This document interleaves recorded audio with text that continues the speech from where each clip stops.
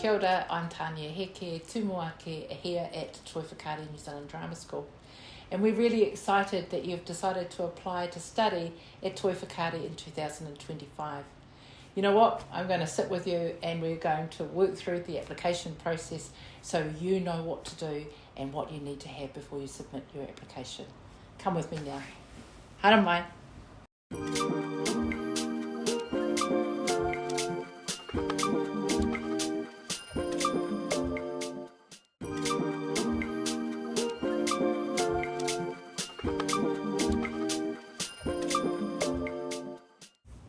Okay, so the first thing we need to do is come to the Toi Whakaari website, and as you see, this is the landing page. Now, if you want to read more about certain props, you can actually scroll down and you get all the information just here. Or, look, if you're ready to go, let's just push apply now. So you can apply now at the top of the page, or you can scroll down, read about the course, and guess what? When you get there, phew, I had a moment there. When you get there, you can push apply now. So let's go through the application form together. You need to scroll down and here are all your personal details. Now this bit I don't really need to help you with. It's your name, it's your title, it's your gender, your date of birth, all of those sort of things, your telephone number, and how you heard about us. Were you scrolling the web? Did someone talk about it? See it on the socials? When you filled out this bit, you push next. Again, this bit is fairly straightforward too. You're either a domestic student or you're coming from overseas. And there's some very straightforward questions here. Tricky one here may be for some people your NSN number. That means your national school number. If you have it, great. If you don't, it's all right. We can get that off you later. All of this, again, is fairly straightforward questions. You will know the answers to all of this. Please, it's easy. When you come down to this part, you'll see that we're asking what is the first choice for your study.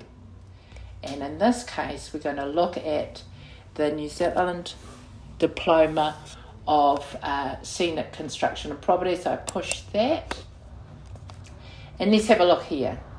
So there's certain things here that you are going to be asked. Now the nice things, if you like writing things down, here's the place to do it.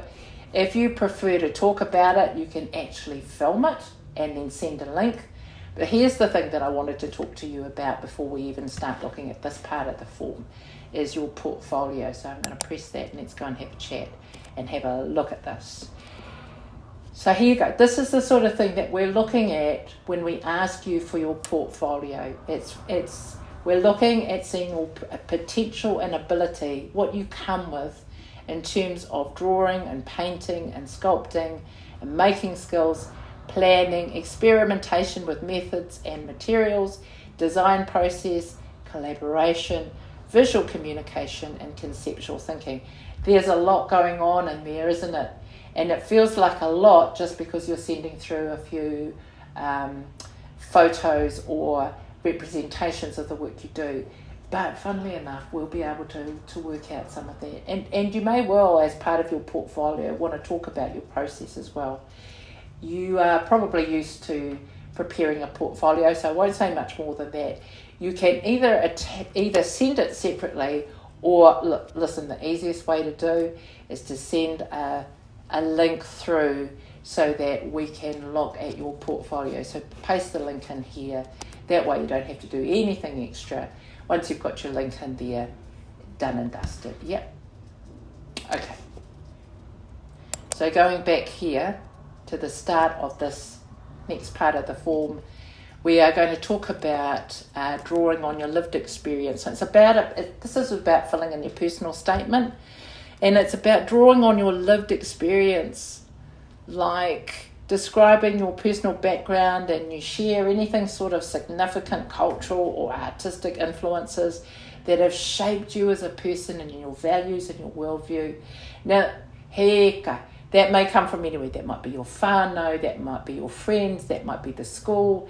It might just be some of the work that you've been doing that have really helped you shape your thinking about things. This is the place to put it. So again, you can either write it down or you do it as a link and then send the link through us for the video. Make sense? Cool. Next bit is your personal aspirations for your artistic growth, I beg your pardon, your personal growth during the time, the 2 years that you're here at Toi Whakaari. Although, of course, you might love it so much you might want to actually keep on going with your studies. So, your aspirations. Again, you can either write it down here or create a video. And then the third and last thing that we ask you on this particular part of your application form is, why have you chosen to come to Toi Whakaari? And what's your interest in live and screen works? And you know, the other thing we're really interested in is how you see yourself in the future in this field. So really keen to either read about it or see it on your video. Yeah, cool. Let's keep on going. Keep on scrolling down, and listen, we ask for a second choice as well, just in case you don't get into the first one. So you have other choices here. Please choose one of those, and we keep on filling a form after that. Just to let you know that anyone that is shortlisted will be asked to come down to Wellington to Toi Whakaari to the applicants weekend. That's on the 1st and 2nd of November.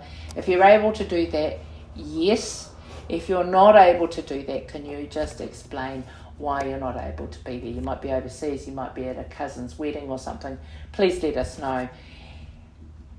Good to go to the wedding, absolutely got that. But actually the thing is, applicants weekend is quite important, so just need you to understand that as well.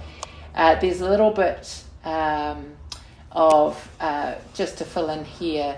Have you had some recent arts experience that you can describe and talk to us about? We need your referee details. There's 2 referees and their email addresses, please. One of your referees will need to follow this link and fill in the referee's form, just one of them, okay? And that comes through separately. When you're finished completing all the form, you want to probably put aside half an hour perhaps to get all this done. You fill out this bit, which is the bit about accepting the terms and conditions, disclosure of your personal information, just remembering about your referees. Now, you also will need to, as well as everything else, send us through a digital headshot. Right, so that is something that you would say use for your passport, a copy of your age and citizenship, so that's probably your passport or your birth certificate. The most recent copy of your NCEA results, or if you're in the Masters, you might have your university qualifications, and also the declaration that it's true and complete. Once you've done all of that, push that one and submit your application, and then you're all good to go.